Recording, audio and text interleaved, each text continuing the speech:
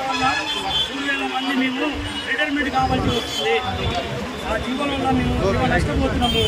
కావున ప్రజావానికి వచ్చేసినాం. మేమంతా 2,500 మంది రాష్ట్ర వ్యాప్తంగా ఇక్కడికి ప్రజావానికి వచ్చినాం. మన ముఖ్యమంత్రి వారు రేవంత్ రెడ్డి గారు దీని మీద చర్య తీసుకోవాలి.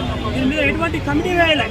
కమిటీ వేయకుండా ఈ బీఆర్ఏలను 55 సంవత్సరాలు దాటిన బీఆర్ఏలను 1 నెల 2 నెలలు 3 నెలలు సర్వీస్ ఉంది.